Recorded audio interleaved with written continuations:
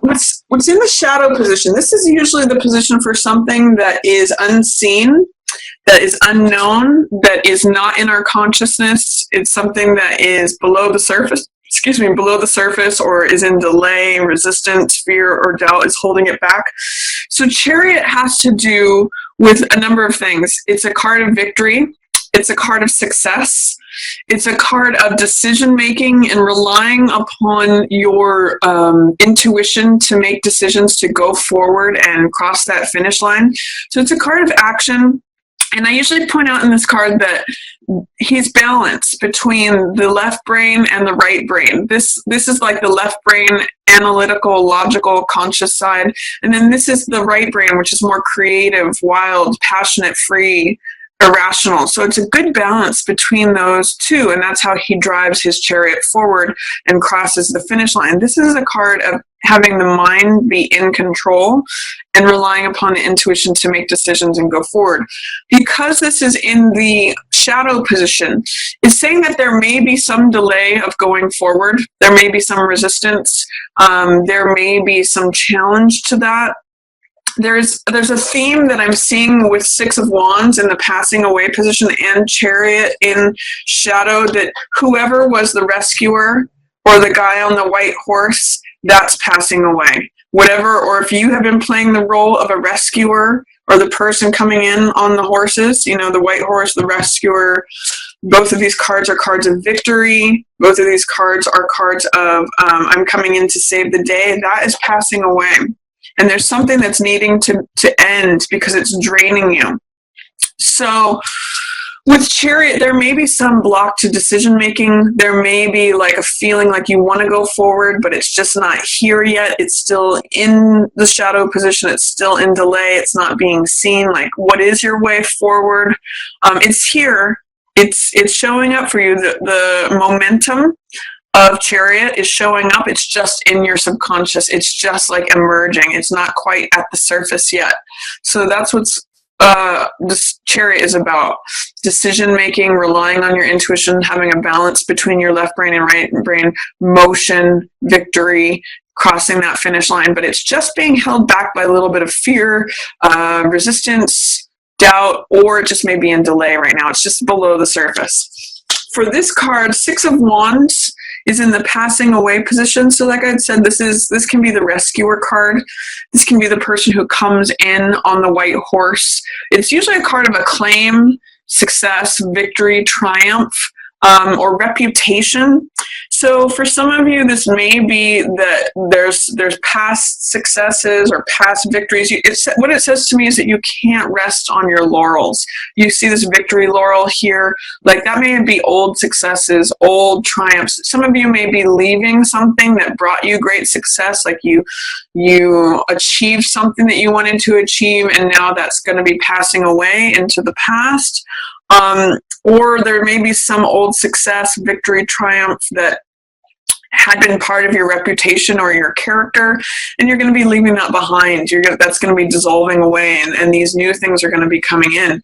Because I do see whatever was going on here, the person on the horse, the rescuer, the person who came in to save the day, that's going to be past stuff. There's a way in which you can no longer hold this mode of thinking. That's like your old self. You can see this is the old self dying out. And this is all the thinking that goes along with that. And this is a card of the new days breaking open. And the way of thinking goes with it. With this is what's approaching Virgo for April. And this card is a card of flexibility. This is a card of fun. Two of coins can go in two different ways. The high side of Two of Coins energy is being adaptable. It's being flexible. It's being open to fun. He is on one foot. He's juggling. He's got all these balls in the air. And he says, you know what? Not only do I have all these balls in the air and it's fun, but watch me. I can do it on one foot too. And I adapt. Like if the waves go up or down, I'm like a ship on the water, and I just go up and down with the water. It's okay. It doesn't faze me. I laugh at it, you know? So that's the high side of Two of Coins. He has a lot of humor. So he can just sort of like laugh and bend in the breeze and juggle. And it's just, it can be very lighthearted. On the low side of Two of Coins, it can mean feeling off balance. So he's standing on one foot, so it can feel like, whoa, I don't feel stable. Two of Coins can sometimes feel like I'm stretched thin, or it can feel like pressure, like I have to keep all these balls in the air. I've got to take from Peter to pay Paul. All my money is stretched to the limit. I'm stressed. I'm worried. So whenever that low side of Two of Coins comes up, I always like to invite people to adapt a sense of flexibility, of fun. Things come and go. We all have our ups and downs. For some reason, I'm getting that Led Zeppelin song, "Good Times, Bad Times." It's really the attitude towards that. Two of Coins can either say I'm feeling pressure or I'm having fun. On the high side, it really is about flexibility, fun, realizing that there are good times, there are bad times. And another meaning for Two of Coins is joint finances, negotiations, contracts. So two people involved and two people's money that is intertwined together. So for some of you, that's going to be a theme that's coming up as well. But remember to be flexible, adapt to changing circumstances. That's the high side of the two that can really help you. And then featured, highlighted, is Jack of Coins. So this can sometimes be a Virgo, just like you, Virgo. So this could be you, Jack of Coins. This person is very practical. They're very grounded. They're very down to earth. They're very good with money matters. This is known as the salesman card. So he really considers the bottom line of things. He weighs the pros and the cons. So I see with this highlighted for you, especially with letting go of some old way of thinking, some kind of pattern of thought, your mind being surrounded by thoughts that's like draining you. I see what's highlighted for you is really like connecting with your grounded self. This guy too is sitting on a horse that may mean something to you, and it's a stationary horse. It's standing still. So I'm almost seeing like this is the pause before you go forward. This may be in delay, the action going forward, but this is pausing and reflecting and considering the practicality of the matter. Is it practical if I do this? If he weighs pros and cons, he considers the bottom line. Is this going to bring a return on my investment? Is this worth investing my money in? This can also have to do with values. So coins and pence have to do with tangible things in the physical world, things like gold or money, but it can also have to do with more abstract terms of values. So like, does this fit with my integrity? Does this line up with who I believe I am or what my values are? Is part of the consideration of what Jack of Diamonds thinks. And he's a real experimenter. So he'll say, okay, I'm going to try this out and see if that fits. I'm going to consider this and see if that fits. Jacks are about experimenting energies, and they're very romantic and playful and clever, but they have a little bit of trickster energy. So Jack of Diamonds, I kind of think of him as like a car salesman. He's a salesman person. He's thinking about the bottom line. He's thinking about the money. He's good at making deals and negotiations. Sometimes I see this as like a real estate agent, making the sale, in charge of the money or the earth, whatever that may mean to you. And this can be an earth sign person too. This could be like a younger man that is Capricorn, Virgo, or Taurus. So that may be highlighted for some of you too. Some of you may be engaged or involved with or a Jack of Diamonds kind of guy is showing up. And they can be pretty fun. It's just that they can also be careful in terms of money, in terms of investments, in terms of values. They weigh the pros and the cons. And they're usually practical and bottom line kind of people. This is actually the birth card of the United States too, so that may mean something for some of you. Some things that are coming up for you, in other words, Virgo, for April, focus on money, values, what's important, and adapting to changing circumstances and considering what is the bottom line. What of these two coins, which one am I choosing? That's what Jack of Coins says too. And by the way, he's suited up and he's ready for action. Action may still be waiting under the surface. This is going forward, but he's getting ready to go. So first week, of April is Moon in reverse. I'm going to ask you, what feelings are below the surface that feel unsafe to let up? They look full moon, full feelings, full. A moon represents our emotions. So when the moon is full, we're full of emotion. That's actually where we get the word lunacy from, or lunatic. Luna is also another word for moon. So it's like when all the emotions come to the surface. And I usually, because you have that Scorpio theme with that new moon in Aries in your 8th house, this is letting emotions come up from the subconscious and letting them be safe in the gentle night of the moonlight. It's not during the harsh light of day. It's allowing emotions and feelings to come up, bubble up to the surface for evaluation. And again, just like Chariot, we've got their wild side and the domestic side here. We've got the wolf, who represents the right brain, creative, wild, passionate side, and then the left brain, which is the dog, which is more careful, cautious, loyal, left brain, stable. So between stability and instability, allowing these feelings to come up for evaluation, what's true, what's constant versus what's changeable. And then that will take you forward to your new path that leads to the unknown. It leads you through this portal, through these doors. So if Moon means allowing yourself to dream, allowing yourself to feel the feels, allowing emotions to come up, allowing any emotional fullness up for evaluation to establish what's true, what's not true, what's real, what's not real.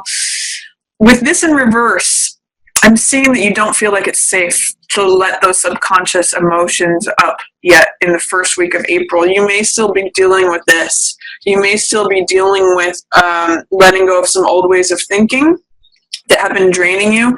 And this may be what wants to come up, but is not ready to. It doesn't feel safe yet. Or there is, when a card is in reverse, there is some sort of fear, doubt, resistance. This is something that's showing up for you. So moon energy has to do with testing what's real, looking past illusion, allowing subconscious emotions to come up for evaluation to go forward. And evaluation has to do with, considering left brain, right brain.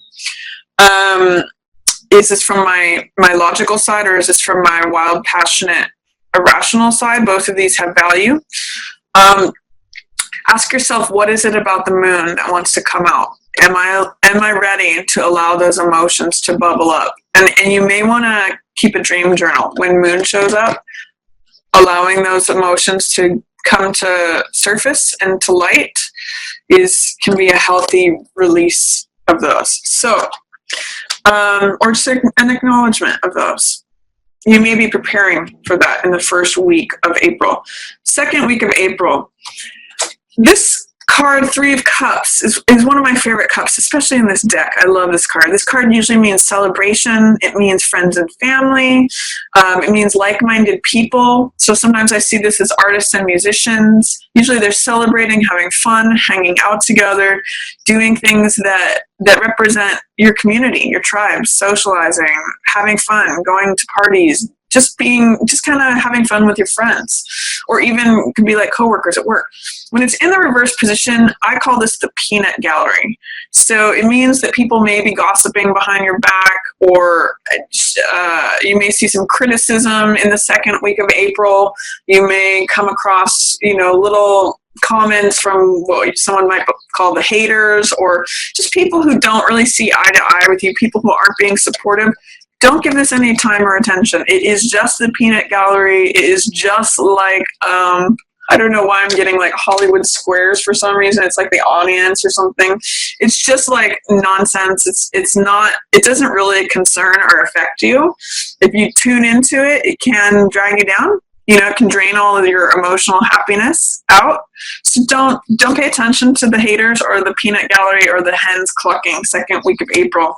It's not. There may be some jealousy. Some people might be jealous of you when this card shows up.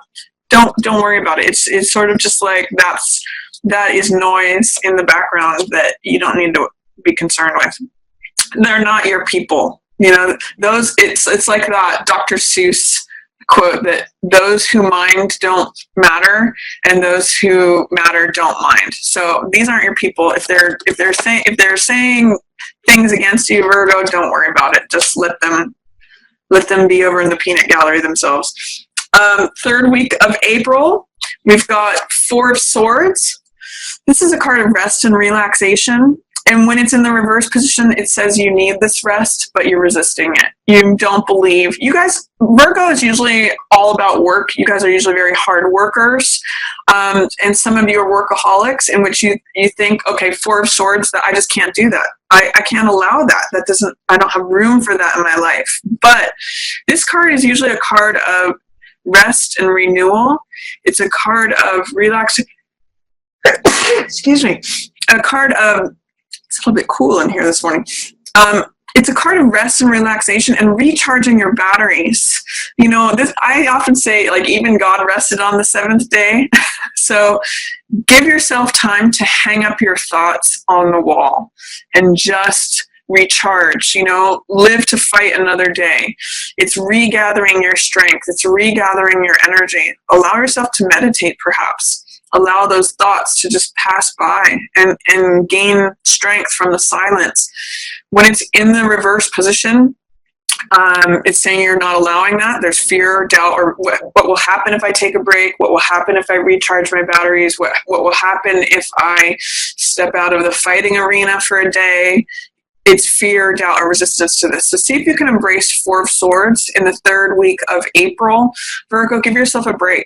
Give yourself a rest and relaxation, even if it's just like meditating 5 minutes a day or 15 or whatever you can do, taking the nap, taking the break, taking time to just muse, taking time to do all those words, which is recharge, rejuvenate, rest, relax, all of those things to restore your normal self. Fourth week of April, Tower in reverse. Change is coming, Virgo. We know this because this is your central card. The new day is coming, but what I'm seeing with the fourth week of April is that you may be resisting this change. Tower is about old structures that get shaken up and they get crumbled to the ground by these lightning bolts. These lightning bolts are sudden change that comes out of nowhere. It's like a lightning bolt that comes out of nowhere, sudden, drastic change. This can be a good thing. This could be like breaking out of a shell, you know, like for the image for April, a chick breaking out of an egg. So this can be a great thing, breaking open to a new world. But I kind of see some of you, Virgo, saying, whoa, no, I'm not ready for that. I resist that. I do not want that. I don't want my world to be busted open. But it's here. It's coming. It's at the end of April. Some of you may have a very drastic change. And if you fight the energy of Tower, it can be very scary. It can be like a storm. I would say embrace the storm. You know, go into it. It can be very renewing. Embrace the new world that life is breaking open for you. It can be exciting. It can be, what comes after this card is Star, which is all about renewal, being washed clean. If you think about the storm and rain and how after the rains, everything feels clear and renewed and washed clean, and there's a lot of hope in that. I'm going to say some of you Virgos are not feeling a sense of hope. Some of you may be feeling despair or terror or like, you know, your way of thinking. You're ruled by Mercury, and Mercury has, even though you're an earth sign, Mercury has to do with quicksilver and air and thought. So don't let your mind take over and drain your life force, Virgo. Don't give in to despair or hopelessness. There's a great renewal after this card, after Tower. So I'm going to say don't fight the storm. Go into the storm. There might be some hidden gems there for you if you can see the great change that is coming and embrace it.